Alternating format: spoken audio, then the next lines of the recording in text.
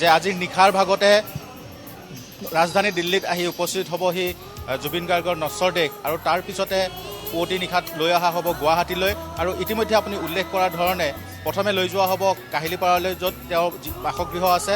তাত তেওঁলোকৰ পৰিয়ালৰ যিখিনি নীতি নিয়ম বা যিখিনি কাৰ্য সেইখিনি সমাপন কৰাৰ পিছতে পোনে পোনে লৈ অহা হ'ব সৰুসজাই ষ্টেডিয়ামলৈ। আৰু সৰুসজাই ষ্টেডিয়ামৰ বৰ্তমান পৰিৱেশটো মই আপোনালোকক দেখুৱাবলৈ চেষ্টা কৰিছোঁ। ইয়াত যথেষ্ট তৎপৰতাৰে ইয়াতে কাম কৰি থকা হৈছে, কাৰণ কাইলৈ পুৱাই যিহেতু জুবিন গাৰ্গৰ নশ্বৰ দেহ লৈ অহা হ'ব, সেয়েহে এতিয়া যুদ্ধকালীন প্ৰস্তুতি ইয়াত চলিছে। মোৰ বাওঁফালে যি দৃশ্য সেয়া দেখুৱাবলৈ চেষ্টা কৰিব মোৰ সতীৰ্থ সঞ্জীৱ শইকীয়াই, যে তাত যিসকল সংবাদকৰ্মী থাকিব তেওঁলোকৰ বাবে ইয়াত ব্যৱস্থা কৰা হৈছে।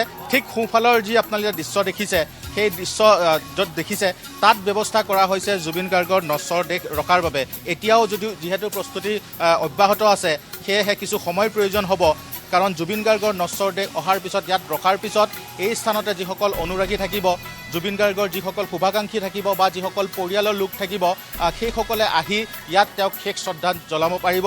ইয়াত বাবে খুব সুন্দৰ তেওঁলোকে ব্যৱস্থা কৰি তুলিছে, কাৰণ যি মূল প্ৰৱেশদ্বাৰ, সেই প্ৰৱেশদ্বাৰেদি প্ৰৱেশ কৰাৰ পিছত সকলোৱে শাৰী পাতি এজন এজনকৈ এই স্থানলৈ আহিব লাগিব। আৰু জুবিন গাৰ্গৰ যি নশ্বৰ দেহ যি স্থানত ৰখা হ'ব, সেই স্থানত তেওঁলোকে তাত শেষ শ্ৰদ্ধা জনাব পাৰিব।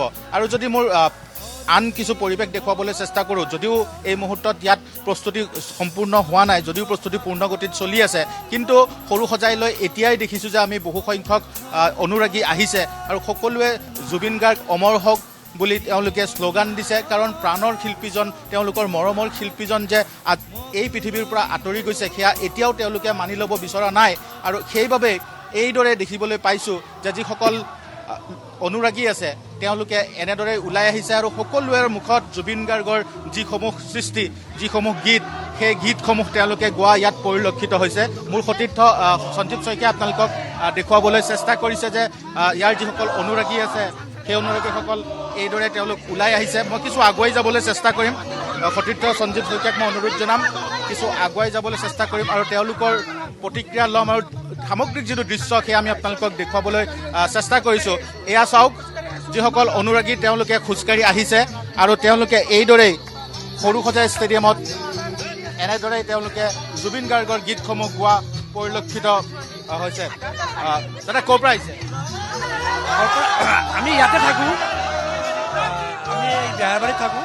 বেহাৰবাৰী ইয়ালৈকে আহিছোঁ খবৰ লোৱাৰ কাৰণে, জুবিনদাৰ কাৰণে কেনেকৈ কি কৰি আছে তাকে চাবৰ কাৰণে আহিলোঁ ইয়ালৈকে। আহি দেখা পালোঁ যে ইমানগাল ৰাইজ একমাত্ৰ জুবিনদাৰ কাৰণে আহিছে। জুবিনদাৰ কেনেকৈ ৰাখিব, কেনেকৈ প্ৰচেষ্টা চলাই আছে, সেই চোৱাৰ কাৰণে সমগ্ৰ ৰাইজ ওলাই আহিছে। তাৰ কাৰণে তাৰ লগত আমি চবেই ৰাইজ ওলাই আহিছোঁ জুবিনদাক চোৱাৰ কাৰণে। মই আপোনাৰ ওচৰলৈ আহিম, অলপ সংযম ৰাখি ধুনীয়াকৈ কথাখিনি কওক। আমি এটা কথা, দাদা আমাৰ মাজত নাই, আমাক মহন্তক আমাক লাগে। আমি নৰ্থ ইষ্ট ফেষ্টিভেল, আমাৰ নৰ্থ ইষ্ট কাহিনী লাগে আমাক জুবিনদাৰ মৃত্যুৰ আঁৰৰ কাহিনী আমাক লাগিবই লাগিব।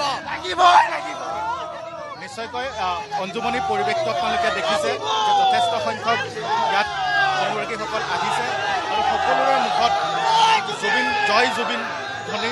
বাইদেউ, মই আপোনাৰ ওচৰলৈ আহিছোঁ। ক'ৰ পৰা আহিছে বাইদেউ? আমি লখৰাৰ পৰা আহিছোঁ। আজিও দেখিছোঁ যে জুবিন গাৰ্গক কোনেও পাহৰিব পৰা নাই আৰু সেই পাহৰাটো সম্ভৱো নহয়। আমাৰ কি ক'বলৈ মোৰ ভাষা নাই। আমাৰ মাজৰ পৰা আমি ক'বলৈ ভাষা নাই। সদায় যে জুবিনদা আমাৰ মাজৰ অমৰ হৈ থাকে, ইয়ে বিচাৰোঁ ভগৱানৰ সদায় আমাৰ মাজত থাকে। আৰু সৰুসজাইৰ পৰিৱেশ দেখুৱালোঁ।